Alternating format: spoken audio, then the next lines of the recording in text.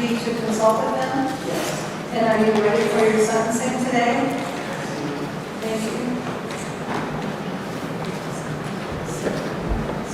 Sitting under nothing. Just getting up to go. My PSI on my desk.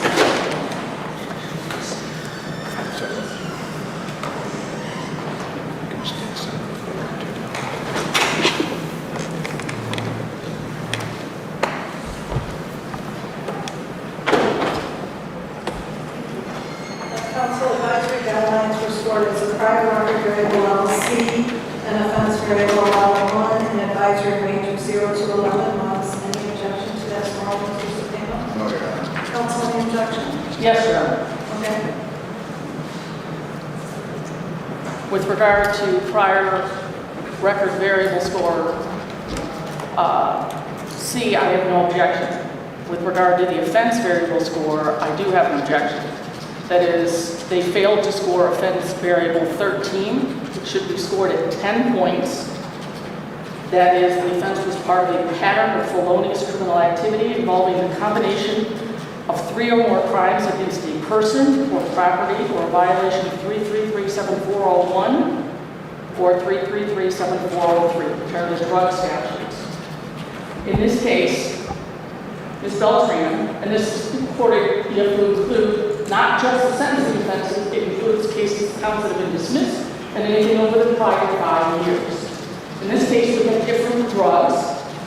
In this case, she was convicted of delivery of hydrocodone and using a computer to commit the crime of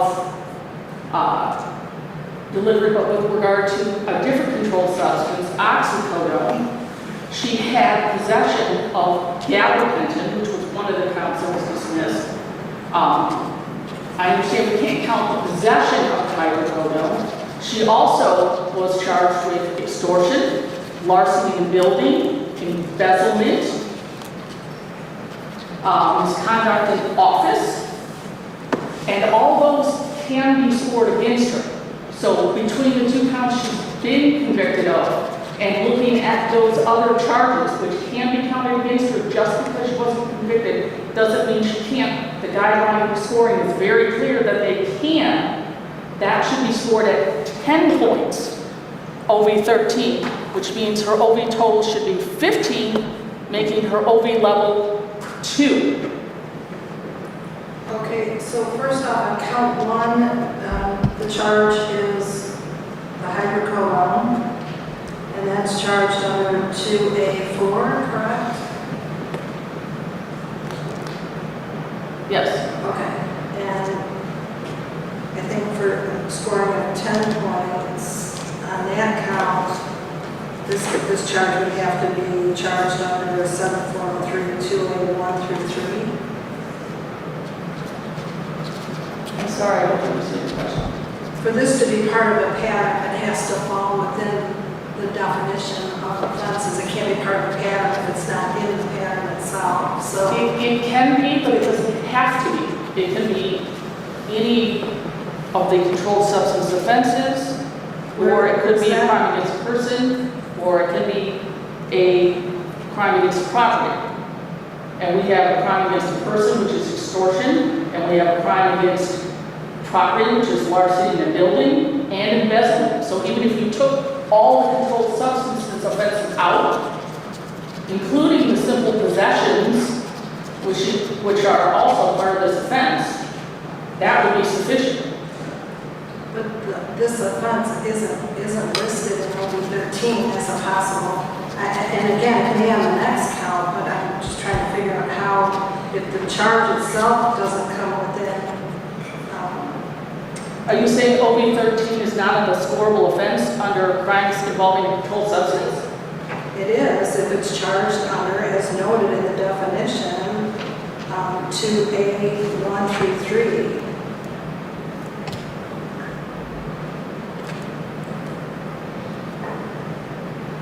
You know what I'm saying? The charge here is not charged under A through 3.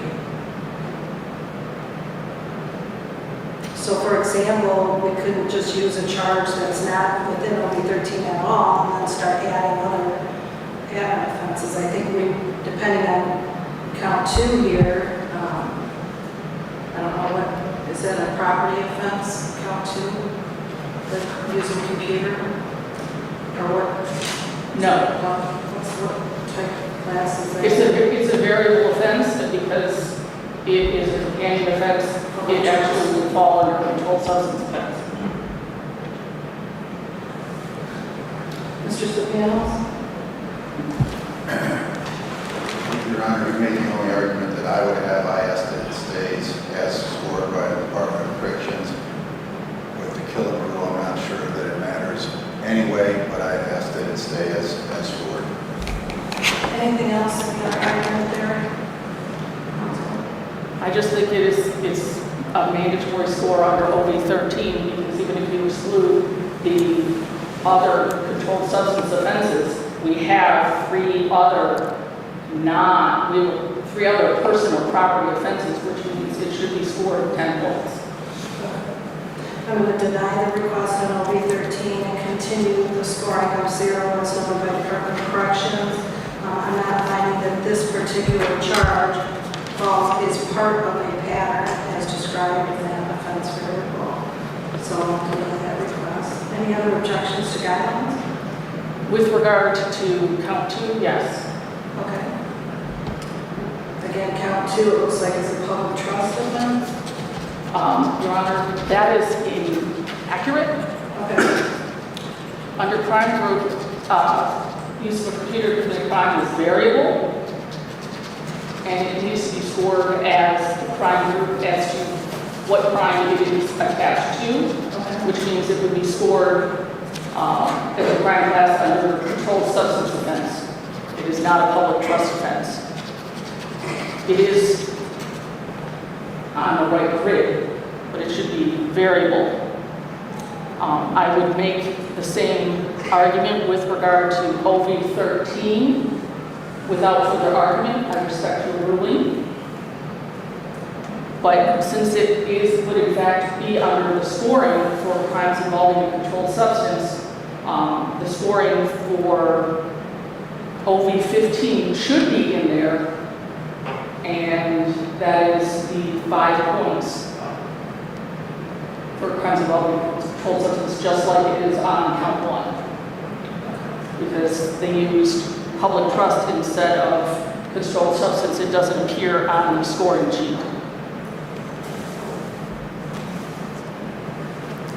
Mr. Sopianos? I asked it to stay as scored by the Department of Corrections, Your Honor, for the same reasons. I will again deny the request there. I understand the argument, but I don't believe it falls within 3 or more crime violations of MCL 33371 to A1 through to A3. So not falling within the pattern when the others don't come within the umbrella. So I'll deny that request. Any other objections to guidelines?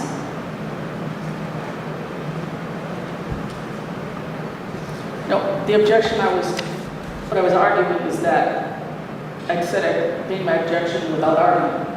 My objection was that they scored count 2 as the wrong crime group. They scored it as public trust, which doesn't have offense variable 15 as an option, and that is an error. It should be scored using under the same crime group as controlled substances, which means offense variable 15 does not appear as a scoring grid. So are you requesting a new scoring then of the computer crime? Yes, I'm asking it to be scored that OV 15 should be scored 5 points, just like it is scored on count 1, because they should be scored both should be scored under the crime group of controlled substances, because use of a computer to commit crime is a variable offense, and you have to score it for what it is actually being scored for, which is, in this case, a controlled substance offense. And therefore, OV 15, which isn't an option on the way it's scored now on this grid, it doesn't appear, because for public trust there is no OV 15. It should be scored 5 points. It would still be offense level 1, but the 5 points should be scored, just like it is on count 1. your position, I mean, if we need a new guideline scoring, we'll have to at least pause the proceedings to have that done. Your Honor, I think the court's logic on the first denial that the drug offense that was chosen that she pled to does not fit what the AG's office is trying to do, even with any of the scoring. So I ask that it remain the same.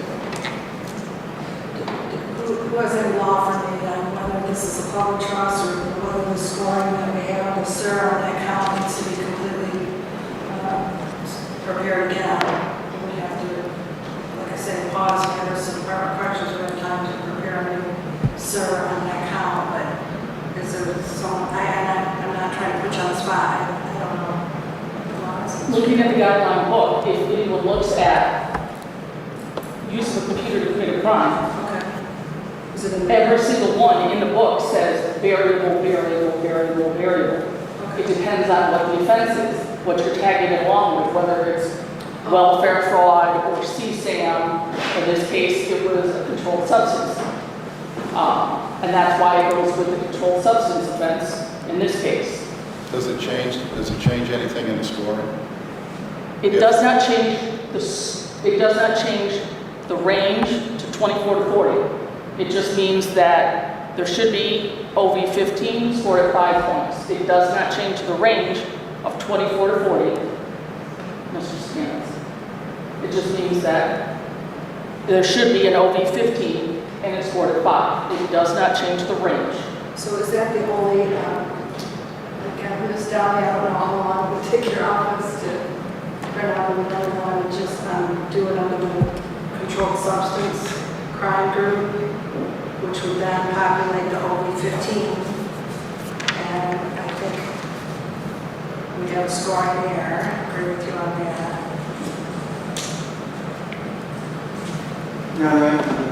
The system is automated. When we punch the PAT code into the system, it automatically tells us what crime group and crime class it falls into. So in this case, we would have to, it would take a little bit longer because we'd have to manually make a new SIR. Right. Because it tells us what crime group it falls into. So it might take a little bit longer than just a fingerprint. We'd have to produce a one by hand. Mr. Cipiano said an objection to pausing this to get another. No, Your Honor. Is that, are you requesting another grid, another survey prepared on that count?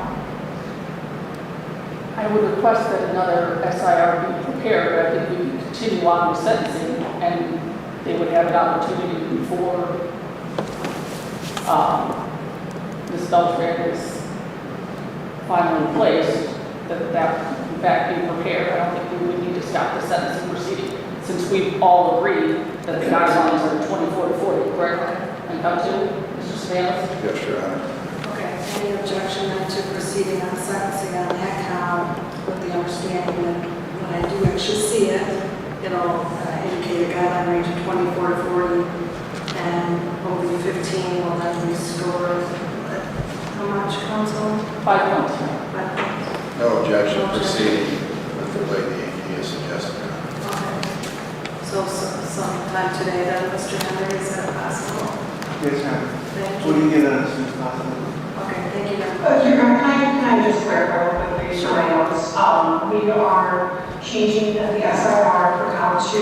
OV-15 will be scored how many points? I'm sorry, is it 5 or 5? It was 5. Thank you. Could you make a ruling Okay, that thank you you. agree with that, Your Honor? Yes, if you're not objecting, I don't know, I don't have a lot of way. I've got an MDOC system that populates this as a public trust crime. I've got the AG telling me that, it's variable.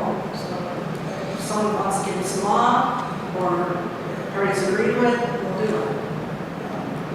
If not, if you want to prepare briefs, we'll do that too.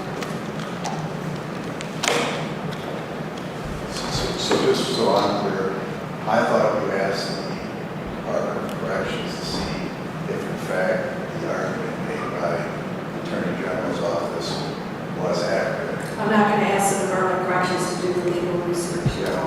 Okay. So what we're asking them now to just change it, we're taking what the Attorney General says as factual. She she's indicating that if you look at the grid for the offense, I haven't looked it up, but if you look at the grid for the offense and which crime class it goes in, it shows it's very low.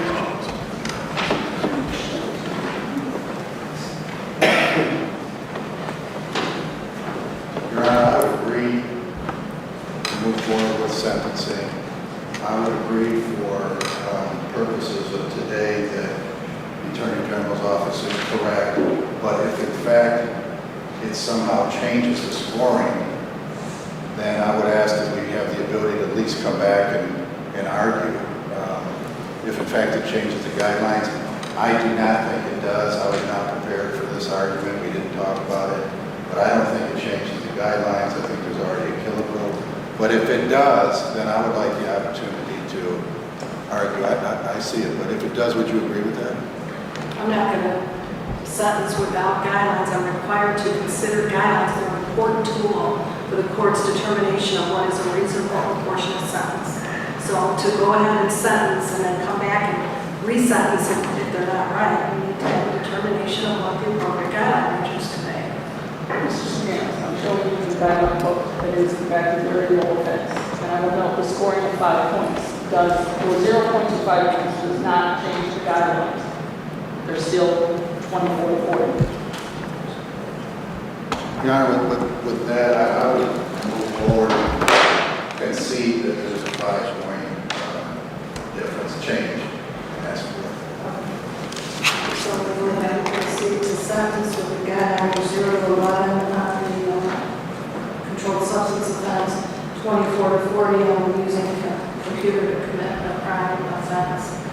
Anything else on the guidelines, counsel? Nothing further.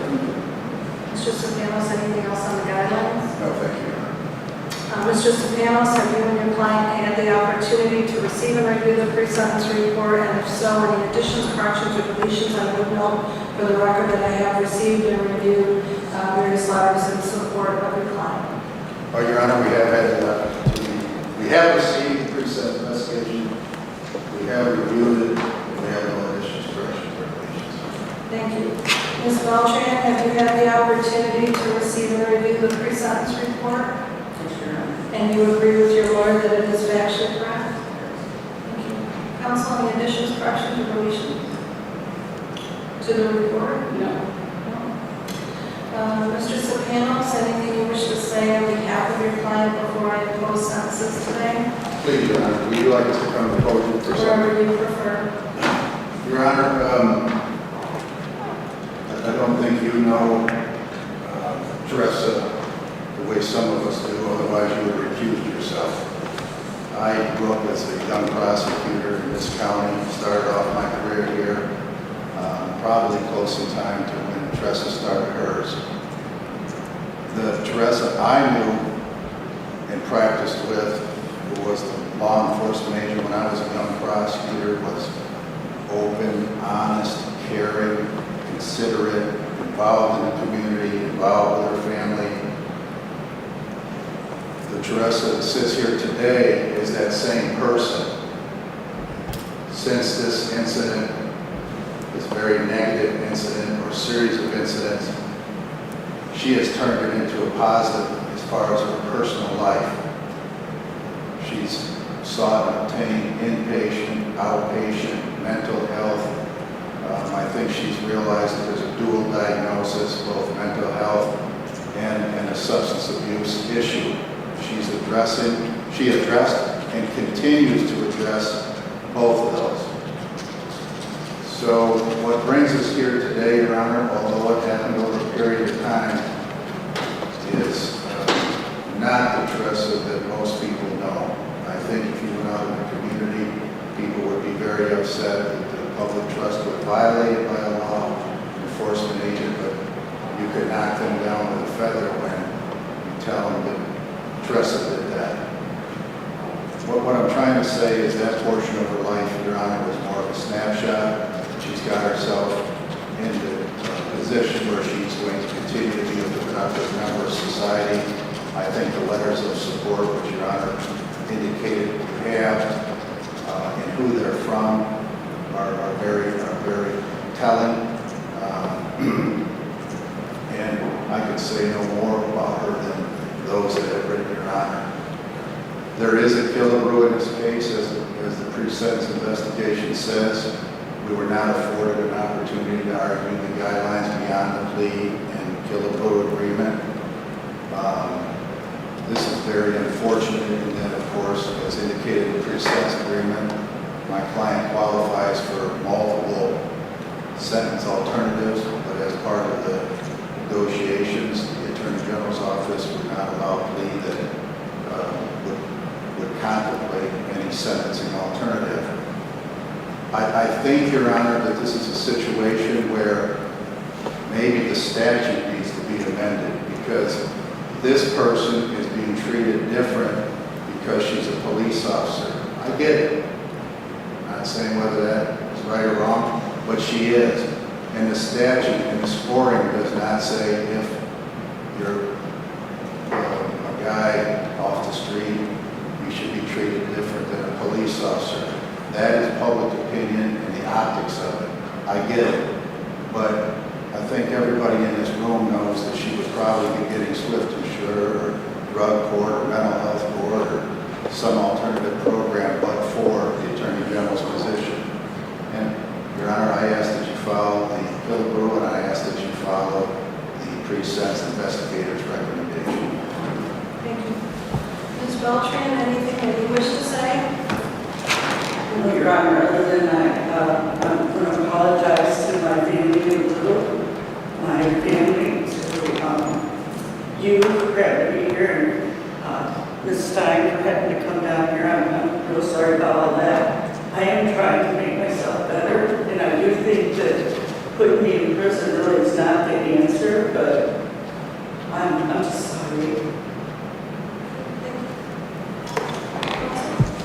Thank you. Briefly to address Mr. Sapano's arguments, Your Honor, the guidelines do not differentiate between law enforcement officers and the general public. The guidelines are the same. But this case is different. There's a reason I am here. What Tressa Beltran did was reprehensible. What Tressa Beltran did was a slap in the face of what everyone else in this building, in this courthouse, every law enforcement officer has spent their careers doing. Law enforcement officers spend their time risking their lives on a daily basis to get drugs off the street. And Tressa Beltran used her position as the chief of police for the city of Hartford to take those drugs that they had risked their lives to keep them out of the hands of children, out of the hands of addicts, and put them out on the street. She had a letter of support that says, oh, she was stressed from the job because of a recent case and her heavy belt. Well, you know what? This courtroom is filled with officers who have to wear that same heavy belt, and they're not dealing drugs to people on the street. They have stressful situations, and they're not out there breaking the law over and over again. She minimized greatly what she did. She said, oh, I only traded pills with my relatives. That's not what the evidence showed. Read in the report that this was a long-standing issue that they kept hearing about over and over and over again, which is why the Van Buren County Sheriff's Department set up the sting, because they kept hearing that she was dealing drugs. And she says, oh, I only started taking it out of the Red Med box. But that's not what the evidence showed either. Because when they executed the search warrant, they went through her office. And what did they find? They found evidence envelopes ripped open, and the drugs are gone. They found evidence envelopes where the bottles had been emptied over and over and over and over and over, and over, and over, and over again. Cases were denied by the Van Buren County Prosecutor's Office because evidence that she stole, because she didn't send it to MSP Labs. Or, alternatively, when they did send it to the lab, after they got the lab report, she then opened the envelope and then took the drugs and either used them or sold them back on the street because we have the lab reports. And she says, oh, I only exchanged them with my family. It's a minor thing. But we also have sworn testimony under oath from a licensed practitioner nurse who says every single month Tressa Beltran would come to her house where her sister-in-law lived, and in her uniform, in her Hartford Police Department scout car, would drive outside the city of Hartford, drive to her house at Lawrence, and buy drugs from her sister-in-law, preying on her sister-in-law, who was bedridden, to buy drugs, to once again sell them out on the street. She says, oh, it's only my sister-in-law. I live with family members. But what did her cell phone tell us? Was it only her sister-in-law? No. She texts, do you have anything? Yeah, come at 3. Thanks. And I have $100. Then the next one. Actually, I can give you $200 if you have enough. Okay, I'll pay for $200.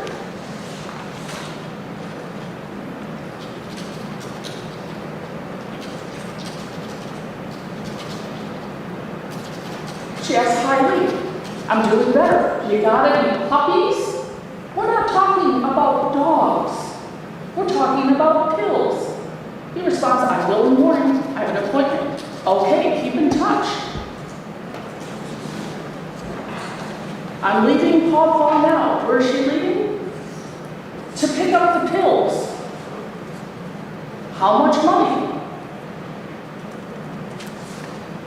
They agree on a price, a date, a time.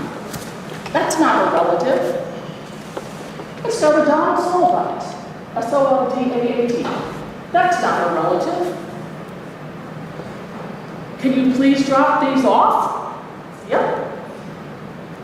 She's going to drop them off. A week later, hey, do you have anything? I have another 100 if you have anything else. What does Dawn respond? Percocet. What does Tressa Beltran respond? Yes, ma'am. You want to meet me at the parties? Sure. When? 10 minutes. Okay. That is not consistent with her statement of only get a few pills from relatives. And then, the officers looked at what Miss Beltran was doing. They said, okay, let's look at the prior 3 months. And they looked at every run she and the entire department had. And she didn't have any drug runs, not a one. They didn't respond to any drug runs. And I said, well, I'd like all the police reports she did for drug cases for the prior few years. Do you know how many she had in the prior 6 years? 1 for marijuana.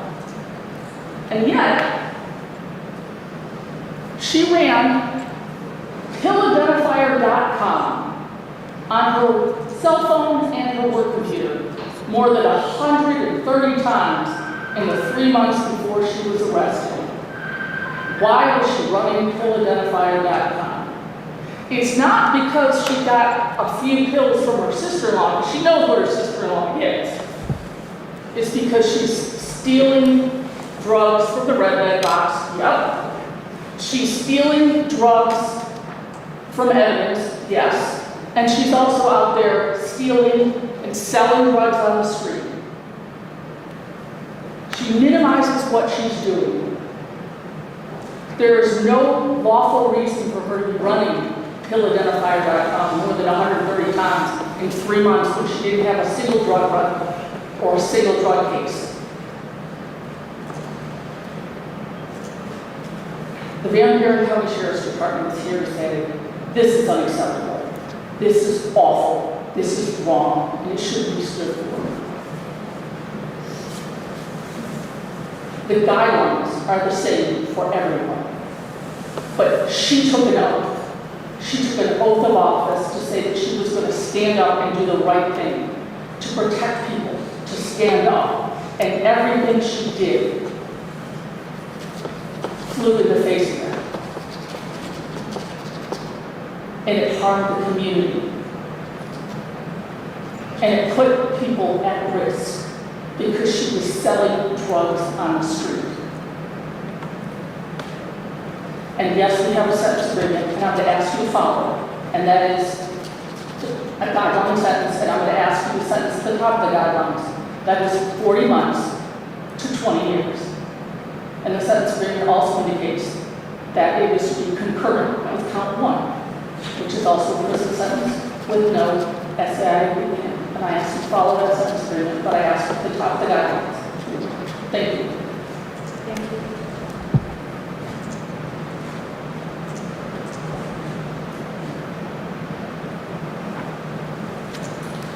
First off, Mr. Sapanos, you noted today that the optics aren't good, and just so the record's clear, this is not about optics, this is real.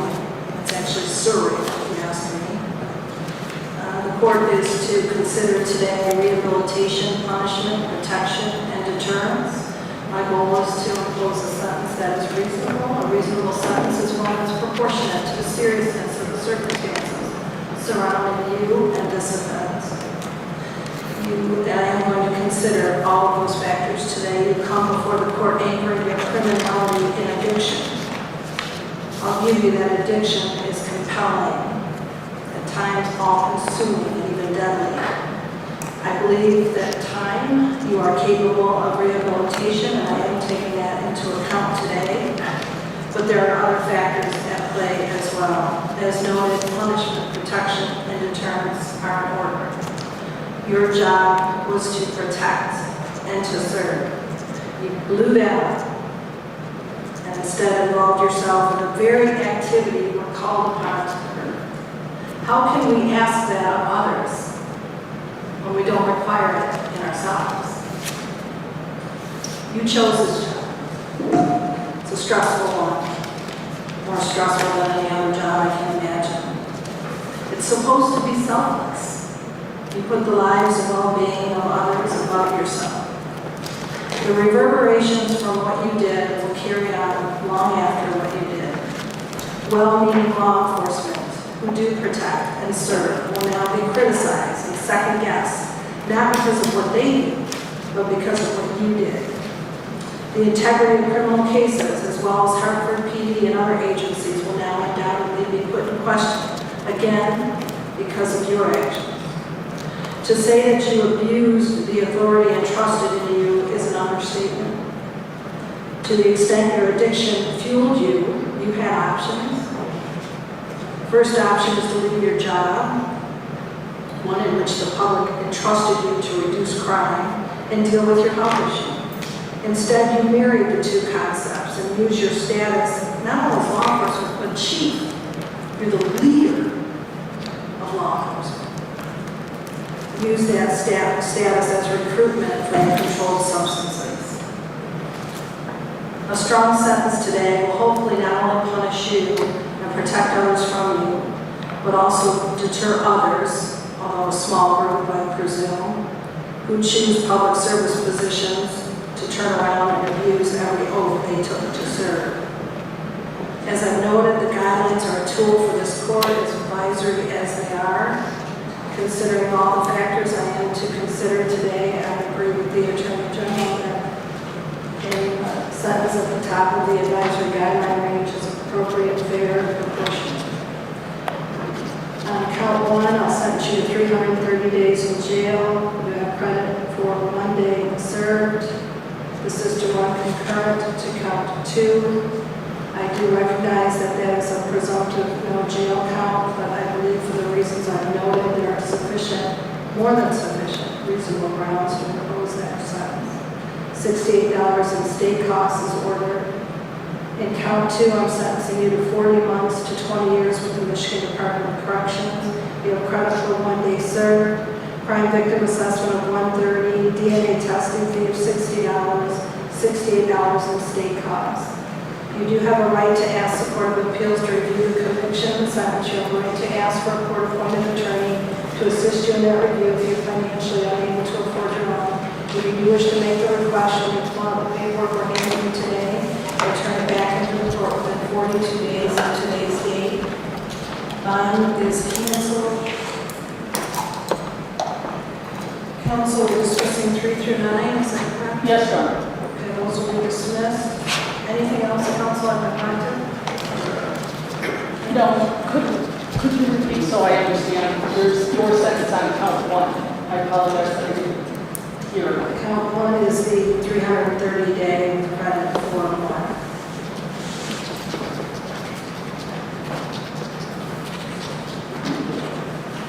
And that may be served in any correctional facility. Thank you for that clarification. Council, is there, as part of this agreement, is there, I thought I recall, there's an objection to SAI? Yes, Your Honor. Okay, I'll note that when I talk to the agreement to something else. There is an objection. Okay. Thank you, Council.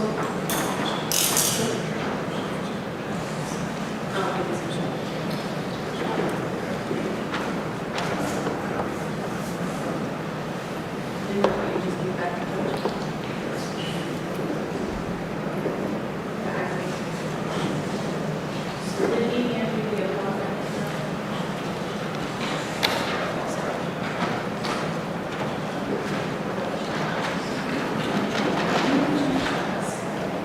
The